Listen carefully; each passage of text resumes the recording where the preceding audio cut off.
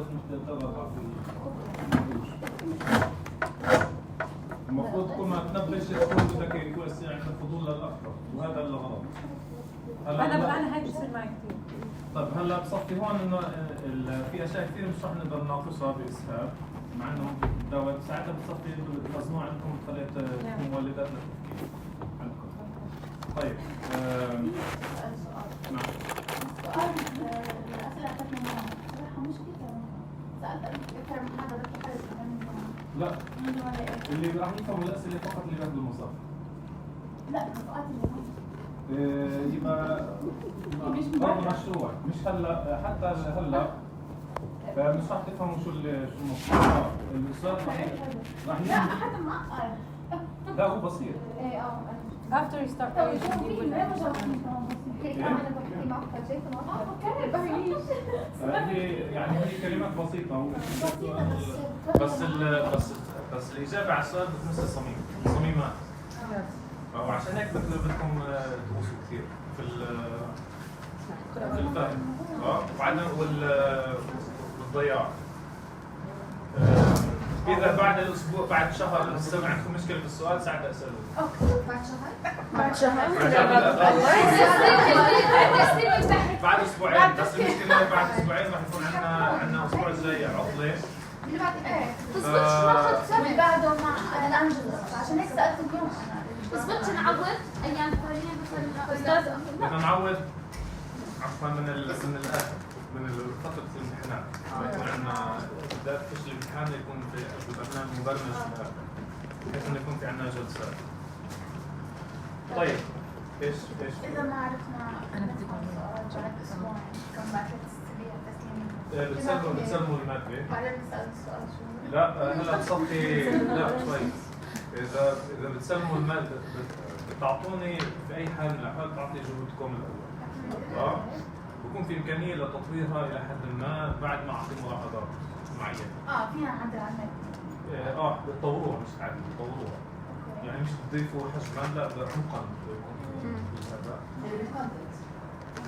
بالربط والتحليل وإذا في أشياء ساعتها أخذتوا بعين الاعتبار ملاحظات ممكن تطلع العلامة علامتين بس مش مجدي لكم بحكم ضيق الوقت إنه تبذلوا مجهود كثير على علامتين ويجي على حساب الوتر الثاني. صح أكيد. طبعا بتستفسروا عن طريق الايميل ماشي. بس حتى لو ما بيشفي الغليل بدكم تعطوني ورقه. اوكي.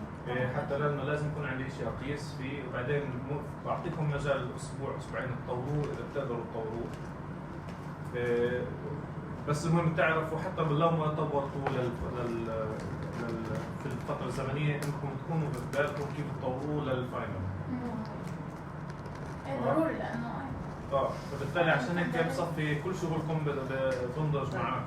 دكتور هذه القراءة شو اسمها؟ القراءة العميقة اللي ممكن تكتب يعني تحليل الشخص نفسه على القراءات يعني يصيغها بطريقة سياسية تتوقع منها. مين متوقع؟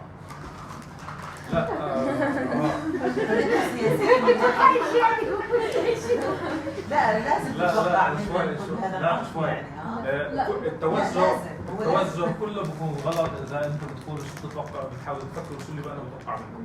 لا هو انت حضرتك بالشخص كمان فكر احنا بنخاطب هذا الفكر مش بنخاطب شكرا وانا متوقع. والله ما بجامل انا جد بحكي في شيء بس لا ما بدي اياكم تفكروا تحاولوا تركبوا الماده على شو بدي انا اسمع.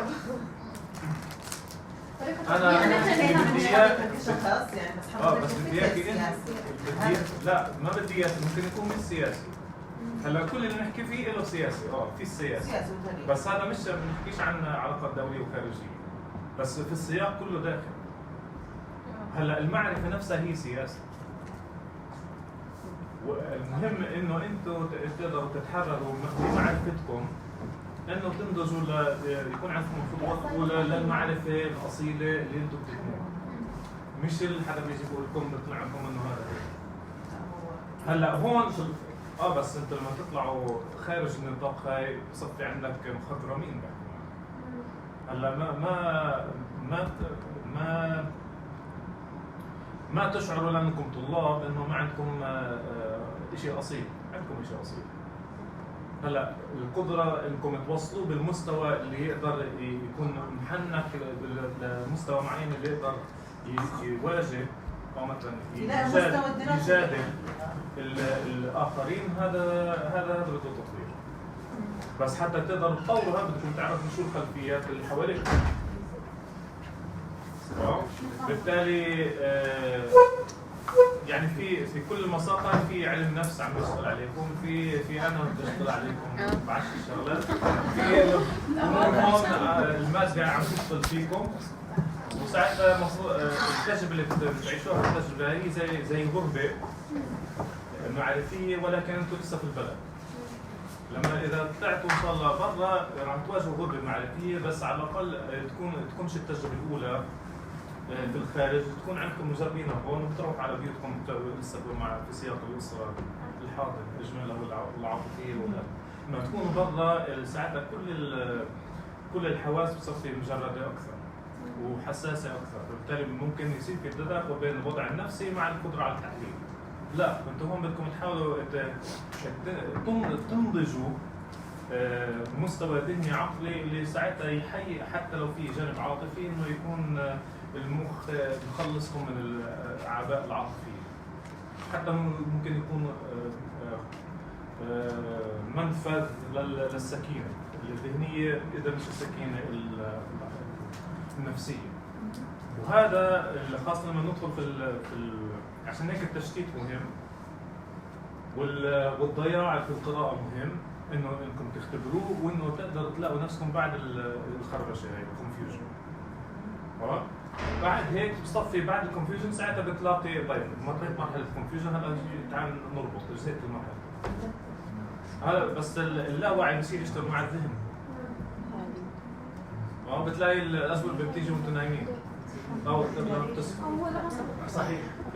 هلا اللي هي الربط، هي بتجيش الجواب انه مثلا 1 زائد 1 بيطلع 2 في المنام، لا بس انه كيف انه 1 زائد 1 شو معناها بعطيك المنتوج، كيف العمليه بتصير. وهذا جزء من النضج المعرفي اللي عم تمارسوه في المصاف من النوع اللي هو تاسيسي. من ناحيه زخم ما اظنش يعني ما في مساقات ثانيه بهالزخم، لكن في مساقات ثانيه بتفصيل اكثر اوسع. هون الزخم مع شويه ملاحظات مع دائما نعمل جمباز فكري، مرات على الارض مرات تكون طاير مرات على الارض مرات طاير، وبدك كل ما بدك تطير بدك تكمش من المعرفه وتنزل وتشوف اللي طلع معك انت ولا ياخذك. هيك. طيب نكمل. هلا بالنسبه للمقال هذا في اللي بيحكي عن الثوره الفرنسيه، او مثلا عن نشأة الدوله القوميه في اوروبا الفقره الثانيه، بدكم تربطوها مع كيلي بالاساس. السطر اللي بيحكي وتاثرت المستعمرات الامريكيه راح يجي لمقال باتريك وولف لما نيجي للولايات المتحده والامريكا. طيب ولما نيجي للوطن العربي بصفي عندكم فوسط من ناحيه الدوله، وبرضه الخفاجه من ناحيه التطور، والفلسفه المعرفه عند الطرابيشي. طيب فرنسا هلا لما نيجي قرانا اما فرنسا فقد شهدت؟ لا فأول 3 أسطر. طيب اوكي نقرا كمان دور. أما فرنسا فقد شهدت مع الثورة الفرنسية 1789 انطلاقة أخرى اتسمت بمفاهيم وشعارات جديدة نادت بحقوق المواطن وإرادة الأمة وتحرير الأمم المستعمر. ثم تلتها الحركة القومية في الولايات المتحدة الأمريكية بطابعها الداعي إلى فكرته العالمية، وهي الحرية والمساواة ونظام الإرادة الشعبية والديمقراطية. بس هون شو الفرق بين الاثنين؟ الفرنسي يعني في الامريكان بيحاولوا يجمعوا حالهم انه هم اللي هم فعليا الثورة الأمريكية ضد البريطان اللي ساعة ما احتفلوا فيها بالاستقلال، وهو في 87 سنتين قبل الثورة الفرنسية. فالثورة الفرنسية استمدت مثلا من تجربة من الأمريكان، بس في فرق بين الجوهري بين الثورة الأمريكية والثورة الفرنسية. إنه إيش؟ انه مستعمرين. الثورة الامريكية بالضبط مستعمرة أمريكية تعتبر ثورة الأمريكان هو ثورة المستعمرين ضد المملكة الأم اللي هي بريطانيا، بينما الثورة الفرنسية ثورة الشعب، مبادئ الشعب، ثورة الإنسان ككل وين ما كان، لأن مبادئ كل إنسان اللي هم نصوها في البيان، هي مبادئ لكل البشر، مش بس لفرنسا ولا لأوروبا. هلا طبعا هم ما طبقوا على المستعمرات، هم ناقضوا نفسهم، بس اجمال المبادئ هي مبادئ والشعارات الأخوة والمساواة والعدالة الثلاثة هذول عامة، مش لا لها لون ولا دين ولا عرق. ماشي. بينما الأمريكي بدعي للكل، بس بدعي لكل المستوطنين الجايين، مش الأمم الأصلية ولا المستعبدين الأفرو أمريكان اللي خرج من الدوريين. أو ليش تاخذوا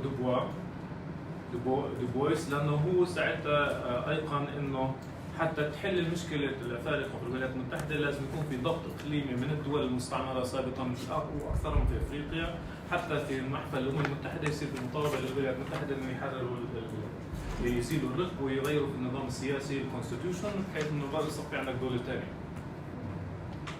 هذا مشروع يعني راح لف حتى يرجع للبطن، واشتغل على جهتين، انشا مؤسسه داخل الولايات المتحده، وانشا المؤسسه هاي الاتحاد الافريكان ناشونال كونغرس في الخارج، حتى يعمل ضغط خارجي مع الضغط الداخلي ويصفي الاثنين المفروض يعطوا نتيجه.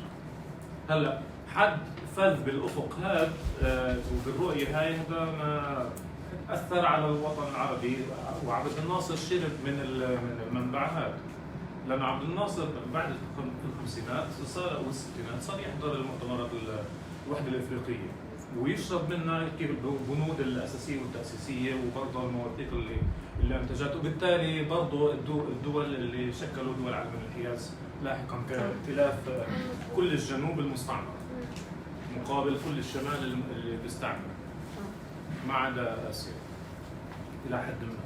طيب، فإذا أن الغزوات النابليونية هدمت النظام القديم وأثارت ردود فعل مغايرة وانقلابا في المفاهيم قاد إلى ثورات وحروب أسهمت في تكوين أوروبا القومية الحديثة، لكن هذا لم يحرر ألمانيا وإيطاليا ولم يوحدهما، فانهزمت الحركة القومية الديمقراطية الألمانية عام 1848، كذلك لم يقيد لحركة الوحدة إيطاليا القومية الديمقراطية إنجاز الدور المأمول لها.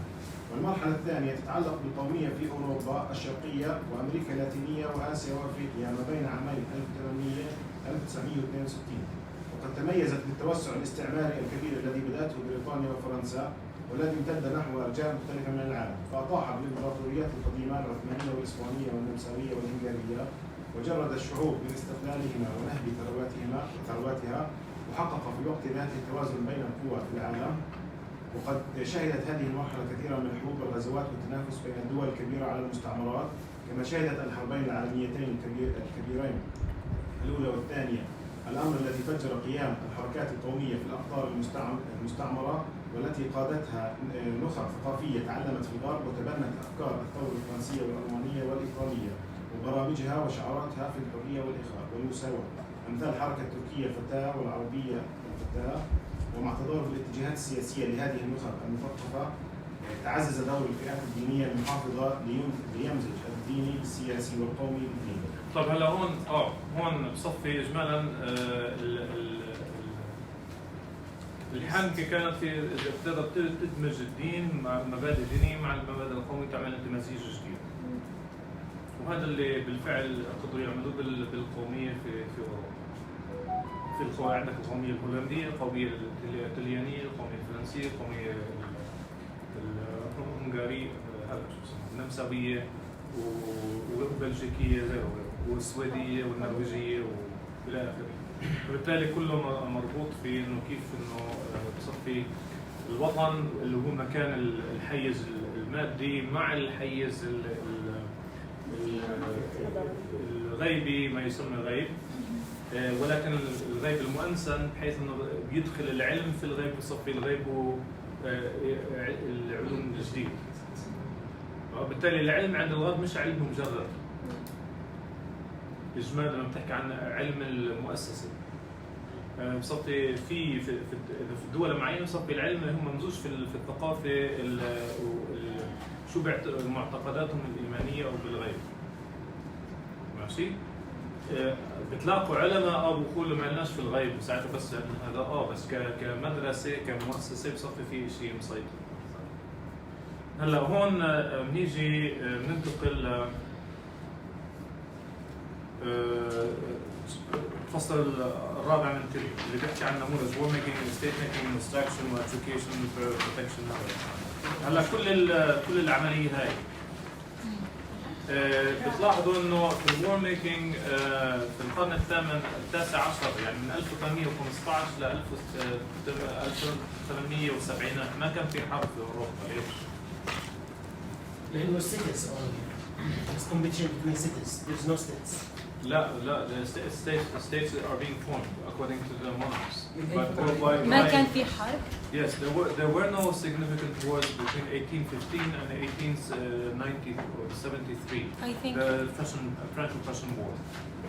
I think you talked about it last time with they couldn't want to handle fight it. each. Yes, because they were still trying to keep. بقول شافوا القصة قالت له فيها No, بس no. كانوا عم بيحاولوا They couldn't. They were afraid that the people would react against them because it would be too demanding. They would be demanding that they would sacrifice against ideals which were revolutionary. Yeah, and so therefore they were trying to maintain the stability. The only one that kind of managed to bring the courage to face the French were the Prussians. Why? Because they need to control their land. To expand. Yes, and also war making is not a making of. It's not a war making in the continent of Europe. It's war making across the continents, and that's why you need colonization in order to fund the war making. And why do you make wars if you're modernizing states? According to Italy, To modernize other protected activity, we call it. No, but there's a much more raw reason. To unify your people? That would be a byproduct. Yeah, but wars. supply the war. I think. It's a profitable. It's a profit. Yeah. Why? Because you are able to take booty, you take land, you take property, you take, and therefore you increase your treasures. But if you go to a war which is non-profitable, then you need to understand why you're going to. Then you're doing a different type of war. It is not for economic reasons. Yeah, because you destroy and you are destroyed when you engage in war. Therefore, the profits need to be much higher than the destruction you incur upon yourself. Yeah. So therefore, the war making is one with regard to European states. It has to do a lot of making wars with rival colonies about who has control over the colonial territories. Now, if we're doing, someone read just the first page and the second until the diagram. Yeah. Over the last 1,000 years, European states from wasps to locomotives. What's wasps? Wait. What is wasps? What is that? Yes, but what is the acronym? It is actually 5 words. Four words. Anglo-Saxon? Yes, white, Anglo-Saxon, White. Protestant. Yes. And then the S is for a plural. So therefore, from wasps to locomotives, the Protestant ethic, work ethic, is the industrious is one in which promotes the being industrious with the land and with and producing, and therefore, if you produce, you become a higher being and closer to God. If you do not produce and you do not elevate, then you go away from God. And therefore, whatever you produce is therefore part of your belief system. It's incorporated as part of your activity of belief. Yeah? Which is a particular work ethic. So, European states have undergone a peculiar evolution from wasps to locomotives. They long day. Concentrate. Yalla, somebody. So, أربعة. يلا. وين وصلنا؟ long السطر الثاني. السطر الثاني. Long they concentrated on war, leaving most activities to other organizations, just so long as those organizations yielded tribute at yielded tribute at appropriate intervals. Tribute-taking states remained fierce by light in weight by comparison with their bulky successors. They stung, but they didn't suck dry. As time went on, states, even the capital-intensive varieties, took on activities, powers, and commitments whose very support constrained them.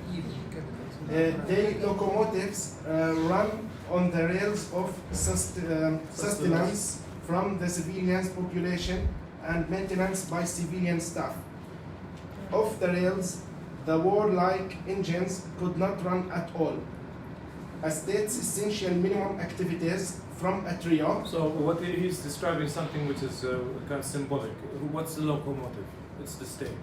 What is the track? Is towards modernizing the state from medieval to modern.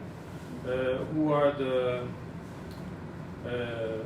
the ones who are stinging?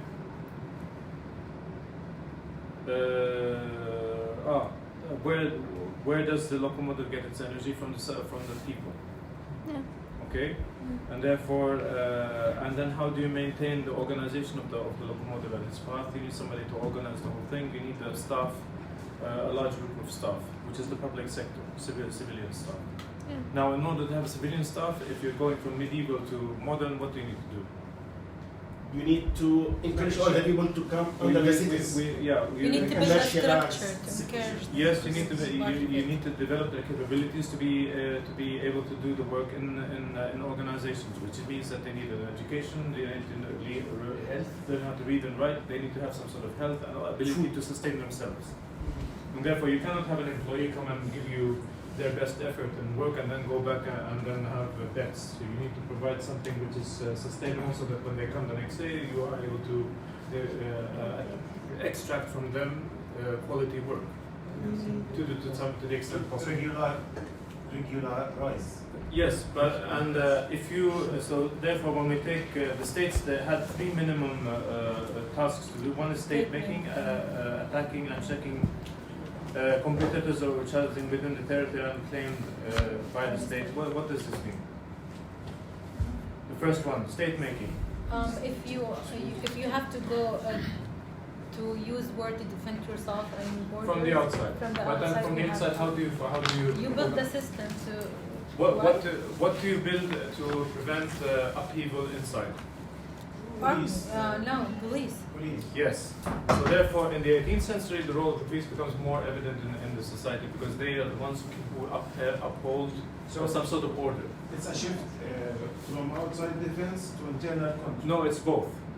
But whereas before you had the knights who protected the king internally and externally, now you need the separation of Separate duties. between them. If you want people to have a professional army which is able to focus on fighting enemies, they have different leeway, rules and regulations about how to fight than police. Police are not supposed to kill the population unless it's absolutely necessary. But why? Because it's your population. Why? Because you want their loyalty to the system and to the political government. Therefore, you cannot have the army come in to fight your own people. That's when you dismantle the state. You're not making the state. Which is when the regimes which are not mature enough and they take in their army and put them against the people, then they have a big problem with loyalty. They actually disenfranchise and they create more problems, which fragment the state rather than create make a state. Yeah. actually Tilly previously proposes that coercion actually. Coercion, yeah. Coercion was The the main main factor that led to the disarmament of the people. Yes. So the police was created Yeah. to actually to limit the power use for the government only. Yeah, but how do you do that? Yes. So when you have people who maybe have arms, okay, or maybe they want to, if they don't like something, they will maybe disrupt something. How do you enforce an order? Intelligence. كيف؟ المخابرات. No, then you put a lot of resources of your own on mukhabarat.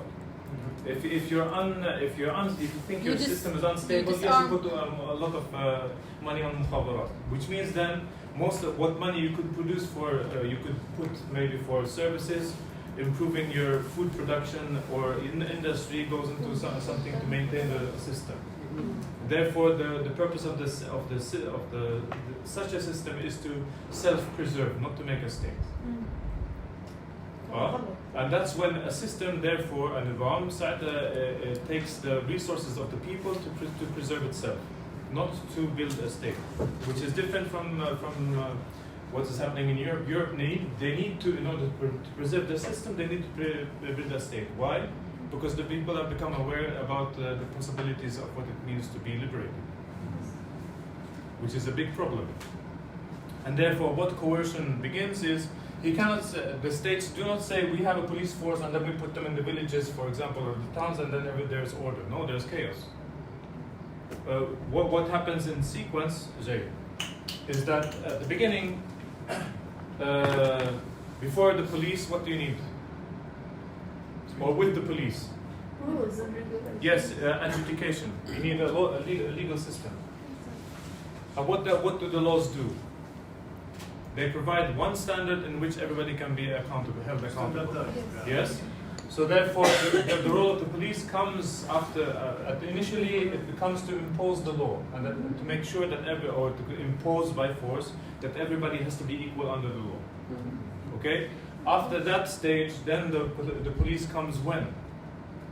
When people take away from not us. follow the law. Only when there's an Rebel emergency they come in large numbers, but the police is always present to maintain this idea and the spirit that there is a law and order, and there's somebody who can represent the state and has license from the state to punish or to give fines. But the police is not the one who kind of starts using brutal force, relational power. No, he says if you violate the law, then you go to the court, and therefore the court system is a way to diffuse the pent-up energy that that the people might have to revolt. So therefore, the legal system has a purpose. It is not just to provide justice. It is to kind of take in whatever resentment there is and diffuse it in the procedures, legal proceedings.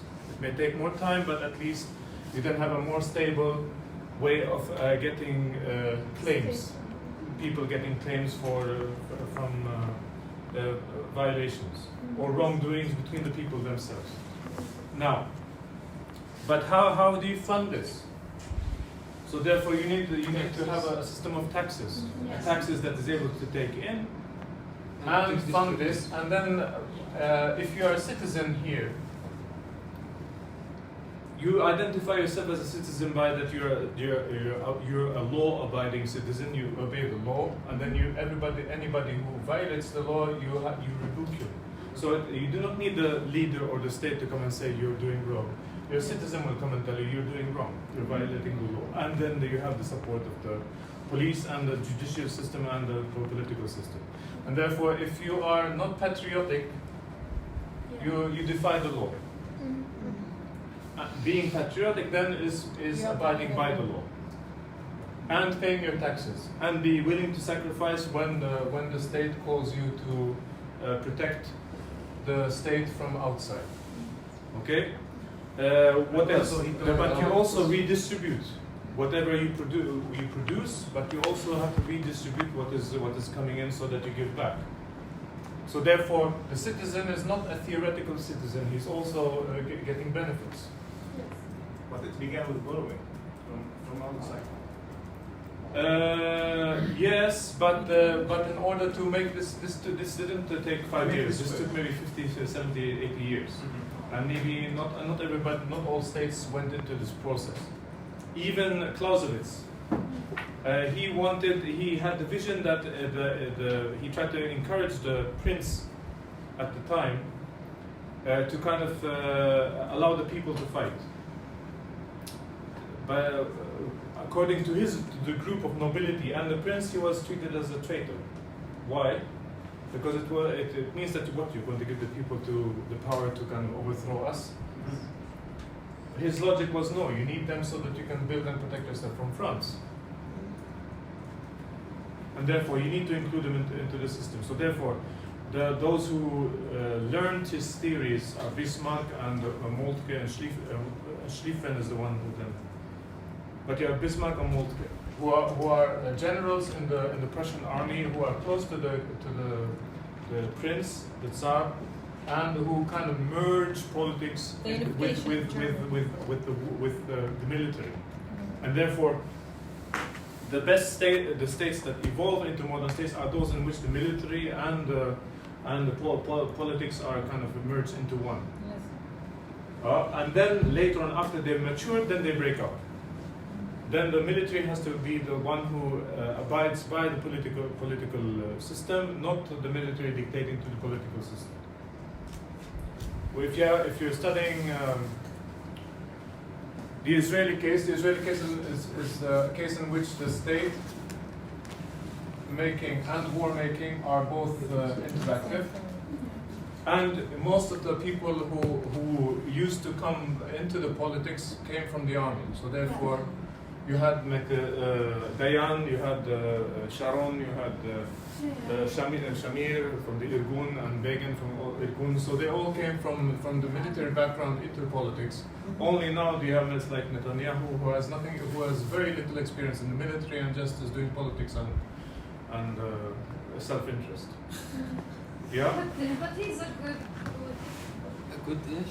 No. لا بس What he did for Israel, what? No, you can say that about Sharon, but not Netanyahu. No, Sharon is more loyal to the idea of Israel than Netanyahu. Netanyahu is kind of wheeling. But he cheats more than Sharon. Even though Sharon is a problem for us, but the thing is that if you want to replicate that in our region, it means that then you need to, if you want to make a nationalism in the European coloring in our region, you need to constantly make wars. Yeah. Now the thing is that those who design the Sykes-Picot knows that there's going to be wars, but better have the wars between states than from the states to Europe. So that's why the internal turmoil of the region is also something as a diffusion. Now, if you are if you are coming from revolution, French Revolution, do you need this diagram? For making What would you replace if you're doing revolution? No, not necessarily. No. War making. Yeah, yes, but what are you doing? You're not making wars. No, you're making revolutions. Yes. Yeah? To make a change. Yeah, to change. And therefore you're also you're building what? Not the state. The system. You rebuild the system. You're building which is the republic. Yeah. Yeah, and therefore you're building a system by revolution. But you need adjudication. You need one set of rules, but the one set of rules is not geographically contained. It's broader, which gives it power. And therefore, if you're doing production, you're producing from everyone who wants to contribute to the revolution. It could be within your geographical location, could be outside, which makes it more powerful. It means you can create alliances without going to the state officials. You can create alliances through the people, bypassing the formal system. If you're doing distribution, well, everybody benefits because all are equal under the republic. Yeah. If you're doing extraction, yes. The main extraction in a republic is what? According to the law. You give a little bit of your rights. No, you give a little bit of your freedom so that everybody, the whole people of the republic can protect your rights. Okay? But your freedom is, your right to freedom is absolute. Within, as long as it is humane, it is not just individual, it's collective. So therefore, if yes. So if this Tilly form of modern state formation is the state formation of the monarchs or the princes that are trying to counter the French Revolution and build a system which will sustain the awareness of the people after the French Revolution. On page 101. Or page 100, second paragraph, or third paragraph, he talks about the translation from class structure to state organization occurred through struggle. The tax rebellions that shook much of Western Europe during the 17th century sprang from the competing claims of kings, regional power holders, and the tax structure also transformed after the French Revolution so that what? It was not directed against a certain group of people. Everybody had to pay taxes. Build the balance. Yeah, but before it was the people and not the nobility kind of benefited from the taxes. Yeah, but the new system of taxes is that everybody has to pay taxes, whether you're noble or peasant or normal citizen. Then you have also the. But I guess the amount of taxes were like not the same. Yes. Yeah. If you're a capitalist, you obviously paid more. Yeah. Now, on 103, he talks about the transformation from indirect to direct rule. Now, what the French Revolution did, which was new to Europe, was that it made everything centralized. But what the motivation for the centralization was not coercion, although there was coercion, but it was just that you were part of a larger group with a larger than life goal, something that was morally sound, morally good, and therefore you belong to a group of people that were advocating and struggling for equality amongst all. You do not need to redesign what it is to be a citizenship. Or as long as you are part of that value system and that goal, then therefore you are a citizen of the republic. It's different from a citizen of a modern state monarchic constitutional system. Why? If you're a citizen in a republic, according to what we read last time, you have the right to interfere in all the details of the affairs of the state within the government to make sure that it is doing its proper job. If you are outside, if you are under a monarchical constitution, you delegate that to your representative who you vote for. You do not. Unless there's a legal system, yes. Unless there's a legal system which allows you to do that, you delegate the larger dealings of the state to your representative. Yeah.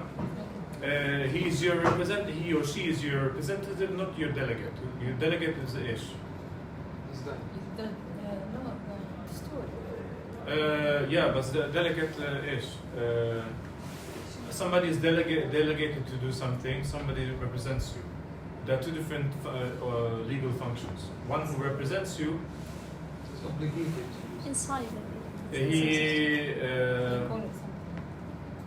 he or she has no power to make decisions on your behalf. Yeah? Representation. Yeah, or the representation is the one who represents. They have no power to make decisions instead of you. They only the delegate, right? yes. You delegate somebody to do this on your behalf. It means that they have full reign to do something, to decide according to do a particular task. If they are representative, They're represented, but they have no power to kind of to make decisions without coming back to you. Yeah. So in the republic or revolution, everybody is in the machine of making the whole new society and the organizations and the system.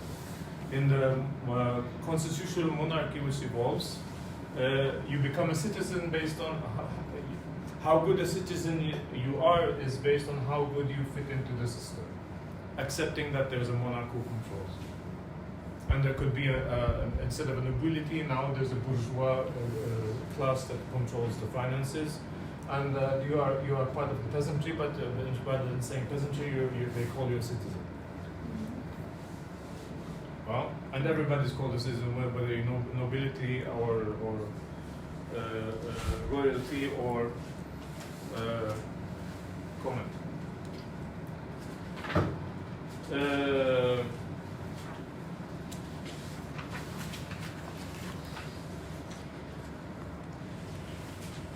There's a place where he talks about 113, last paragraph. Till he talks about the West's counter-revolutionary revolution grew directly from the efforts of revolutionary officials to instill a particular kind of direct rule on the region. So therefore, the direct rule from the counter-revolutionary momentum, which is the constitutional monarchy, tried to kind of mimic the effect of centralized government, which enhanced through the revolution, and to try to take that, but remove from the whole dynamic the people's power. And how do you incorporate the people's power? You kind of put them into this mechanism of adjudication and taxation and all these things, which kind of make you define whether you are a credible citizen or not. Whereas if you're in the revolutionary republic, everybody is a citizen, and therefore everybody can do their own questioning. You will have police, but the role of the police is different. In the revolution, what's the role of the police? To save the people. No, and to maintain the common good. To make justice. And but they do not judge on the. They go to courts for problems. Yeah. Make decisions. But and even under normal systems, even in the monarchy, they don't make decisions because they get their orders from the central government. So yeah. So it's a change from tributes to regular taxes. Yeah. This is the idea. Yeah, but what types of taxes in the revolution in the republic are different than the types of taxes you pay in the taxes for all the people, for all the states. Yeah, Equal but within Equal the monarchic system, you pay taxes also to maintain the monarchy, which is non-productive. Yes. Yeah, in the republic, no, everybody who gets is productive or has a role to do. So therefore, something is kind of slips. Okay, but it's intentionally slips, and it's allowed to slip, and people accept the slippage. Why? But because if you don't have a king, then you don't have a representative of the whole state, and therefore the army gets the order. Usually the king or the queen are also the heads of the armies. They hold two posts, the political part and the military part. You at that time, yes. Yeah. Also, it made people feel more comfortable with the state because they now know how much should they pay and for what should they pay. And they do receive service. Yes. Yes. So it's more about knowledge, I think, isn't it? Yes. Yes, but what type of knowledge? No, the type of knowledge that kind of assumes that there's something you do not see, but it's working. Faith. No, it's not faith. It's something abstract, and it counters the abstract value of which the French Revolution gave. You were fighting for freedom, equality, and fraternity. These are abstract values. These are non-tangibles. And therefore, the other system, the counter-revolutionary system, needed to build something which was abstract but controllable. Not kind of... And controlled by the people themselves. Well, it gives the impression that the people have a role, not controls, they have a role in it. And for most of them that was satisfying. But it wasn't easy. It took some coercion before people moved back from the French Revolution ideals. Because even if the people did not like Napoleon, they liked the ideas. Yeah? And then at the 113, at the last paragraph, in these regards, for all the counter-revolutionary ferocity, the West conformed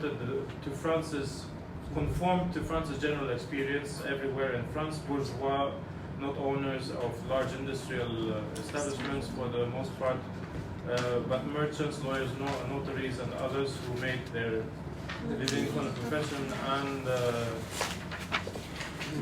manipulation of capital were gaining strength during the 18th century throughout France, mobilization of 1789 which created the whole, streamlined the whole effect.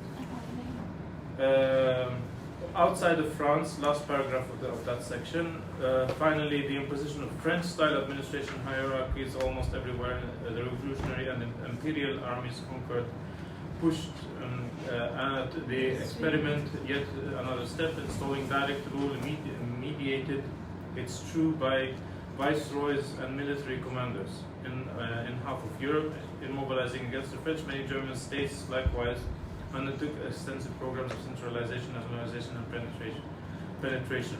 Now, why Prussian? He's talking about German states. States, because they were actually many states. Yes, they were divided. Yes. They were not one. So, in order to reconfigure them so that they would act as one, you had to go through tremendous transformation to centralize it under one Tsar. That's why you have the Tsar of Prussia. شو Tsar? قيصر. وشو معنى قيصر؟ No, ملك الملوك. So therefore, you may have kings under you, but if you're Qaisar, then you're the king of the kings. You're not a prince or a queen or something in Linid. So that's why you assume yourself a higher role. Was like an emperor. Yeah. So there's a political structure by having an emperor. That's why Napoleon called himself emperor, so that he would rule over all the kings of Europe. But with a revolutionary program, which he used as a tool for himself, like Netanyahu, which was a problem. Yeah, because in the end, in 1806, Napoleon declared that he is the revolution and the revolution is him. It's like Louis XIV saying, "I'm the state and the state is me." France, I'm France, and France is me. So therefore, he mimicked that by personal grandeur rather than being faithful to the French Revolution. Yet the French Revolution had its impact on the whole European continent. Can we say that this was the point where the multinational states, as a national nationalism, multinationalism states have emerged? Where multinational? The concept of a multinational, or the many national, let's say. Not Like the many the national. Russians? Where, like how? Like the Germans. No, the Germans, they kind of unified under the Tsar eventually, and therefore that's why they needed a strong military to maintain that the princes and the dukes and the barons would not have their own say. Here is the question exactly.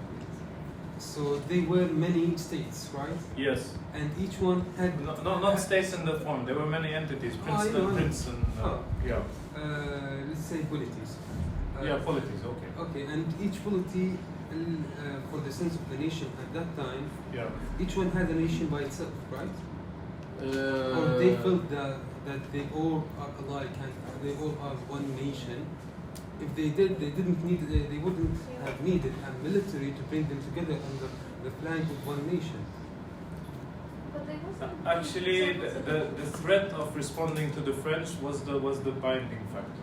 Okay. because they were the ones who were defeated by the French in the 1790s, right after the French Revolution, until they were able to defeat Napoleon in 1915. From 93 until 12, the 20 years, 2 decades, the Prussians were hammered by the French. Yeah, to the point that the whole system was kind of fragile, and that's why Napoleon was able to expand. And therefore, the Prussians were the ones who knew from early on. It took a while, and took some convincing by the princes and even the Tsar, that they needed to build a strong military, but the military had to the role of the military is making the citizen.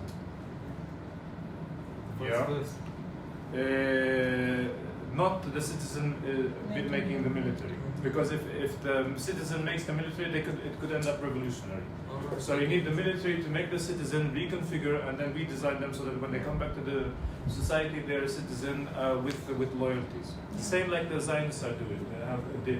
The army is the place up till maybe 5 years ago. But in general, the role of the Israeli army was the place in which you re-ideologized and repackaged the whole identity of what it is to be Israeli, Zionist, in a very demanding, stressful setting, which is life-threatening. Therefore, your whole view of the world after that is that you are all constantly under threat. If you lose that relational power capability, then you kind of all thing falls. So therefore, when to try to analyze the Zionist case, you see that you appreciate that the war-making effort and the state-making and the making of the citizen, who is then loyal and who is not loyal, has to do with all this kind of war-making, state-making thing, which means that to become democratic, you either colonize or you are not colonized by anyone, or you have to make your own internal colonization. Yeah. If what else?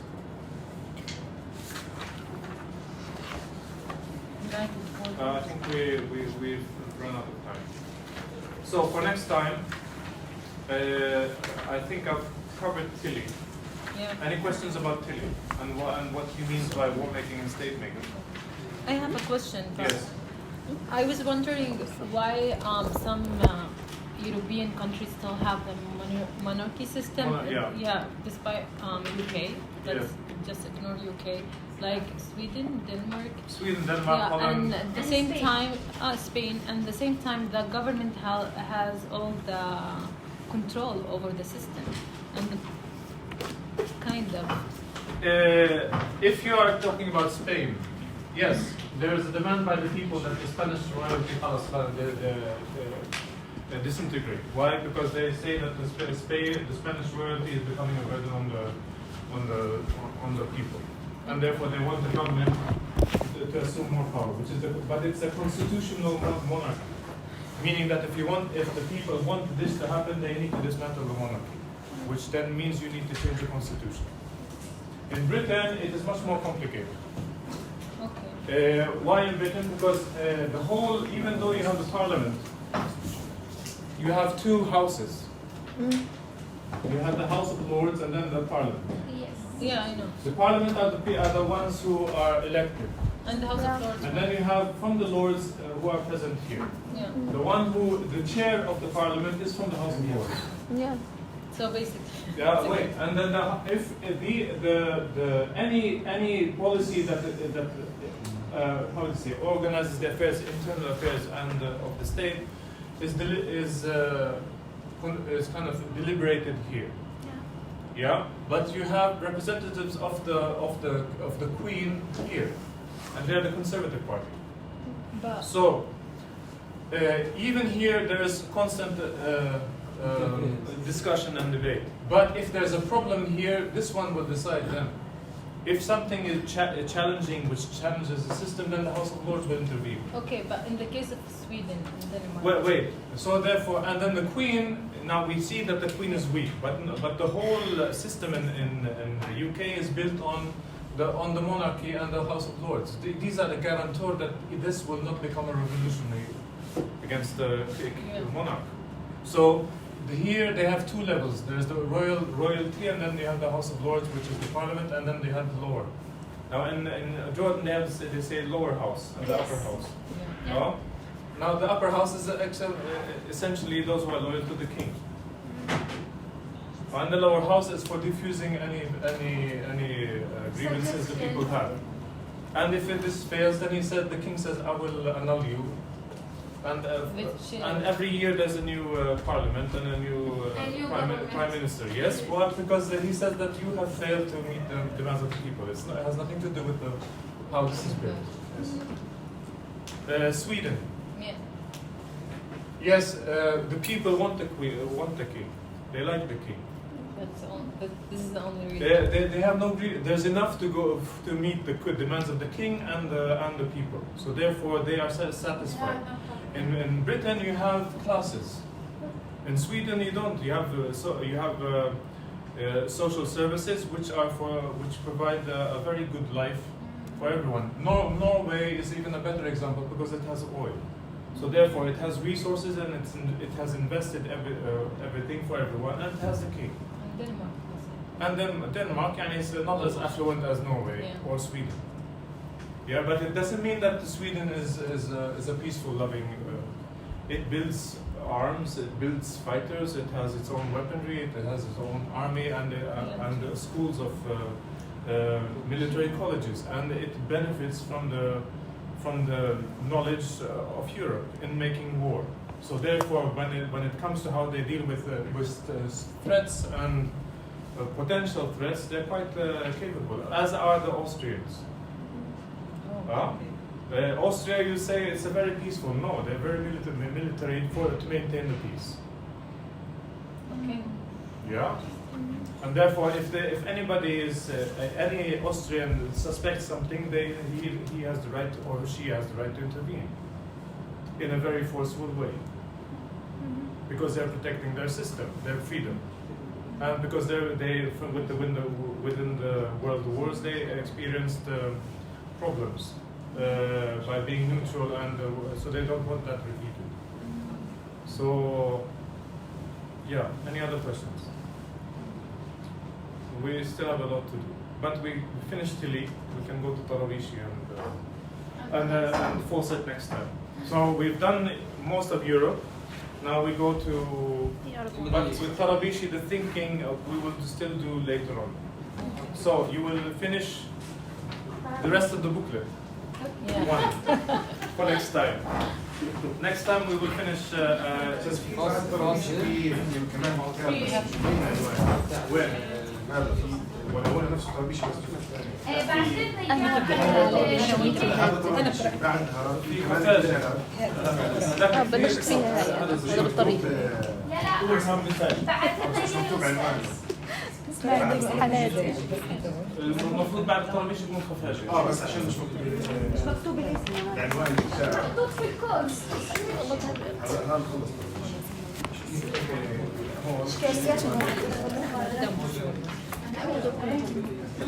أنت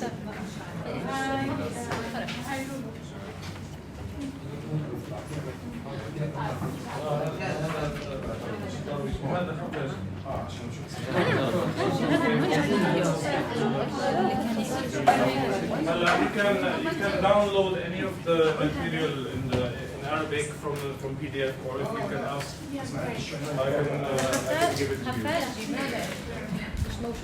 No, it's after Tarawishi. It's a different print. It's a thicker print than Tarawishi. Yes, it starts from 16. Any other questions? Tarawishi, okay.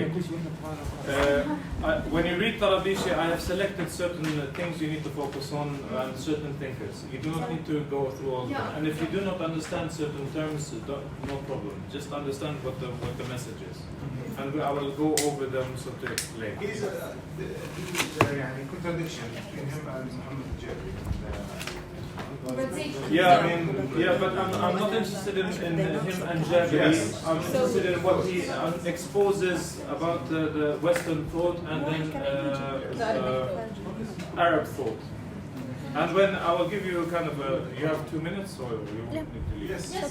Okay. Okay, some more. Tarabishi, he talks about aql and aqliya, which is something that had to go over. There was a question here. The aqliya meaning mentality. So therefore you can be, what the Tarabishi is trying to explain is that you can have PhD in astrophysics, but you can have a mentality of which prevents you from fulfilling your full capabilities according as an astrophysicist. For example, ايش يعني for example؟ يعني تقدر تكون عالم فيزياء ومع هيك بتكون مثلا شغله رجعيه يكون عندك فكر رجعي. ايوه. بالتالي في الطرابيشي his thesis is that if you have عقل, your عقل should penetrate the عقلية and therefore reach a higher level of awareness. Yeah. Now, but there's no guarantee that if you have the عقل you will penetrate the عقلية. Sometimes the عقل reaches the borders of the عقلية mentality and then stops and says, "This is where I stop." Which means that you can be very capable mentally, but in the social. For example, if I have a PhD, I have a PhD, and then I go to home and I say, my wife who also has a PhD, make me coffee. Yani, okay, one or two times it's fine, but I also make my own coffee and share with her. So therefore, it is not that I go back to my encapsulated social build-up to kind of, and then this is a luxury item which I have moving kind of as an antenna sticking out. I use it when I need it, but I don't enforce it on my whole being. Now, the purpose of knowledge is that you kind of advance as a human being and in your awareness. It's not just knowing something, a particular skill, and then you contradict that awareness with something minuscule. But then, like, where does iman come then when you do all this? So then you use the aql to penetrate social aqliya, which is built on norms of doing things which are not necessarily justified. But then you can use this to kind of go closer to iman. But you never reach iman. Iman al-aqli. Why? Because iman is a contradiction of the aql. You cannot have iman and aql. But you can have the aql moving towards a closer being of iman, which is something different. You strive, but you never reach.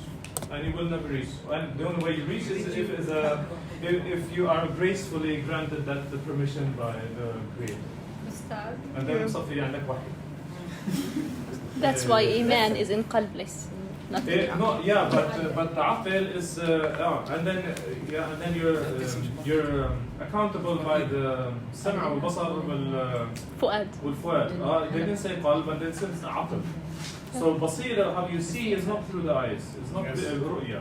How you how you build your consciousness, and your tool for translating what you're sensing in the fu'ad and basira is through the aql, but the aql is not the basar.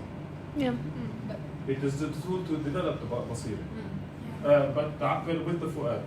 Yeah. Because you can have an aql that goes either way, but where there's a moral compass, you have to go to the fu'ad. And therefore you have moral knowledge and then you have immoral knowledge.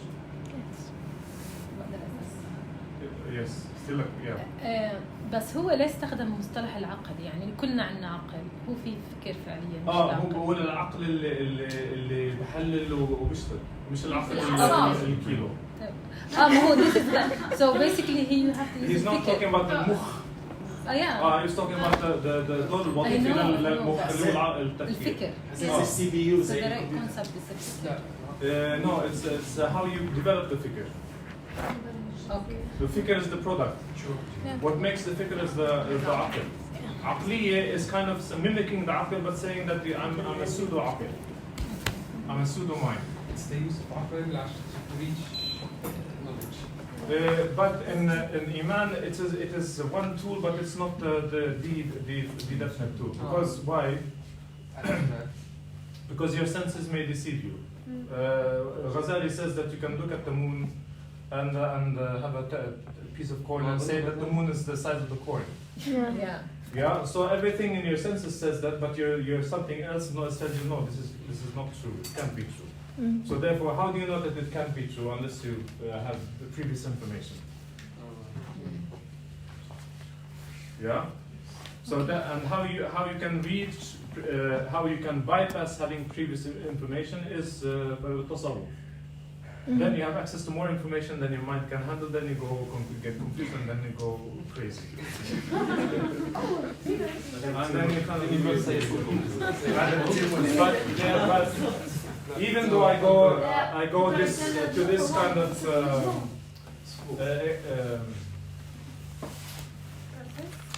spaces. Yeah. It doesn't mean that we are not academic. No, what you're demanded here is the academic part, not the other spaces. But be aware that there are other spaces. That's just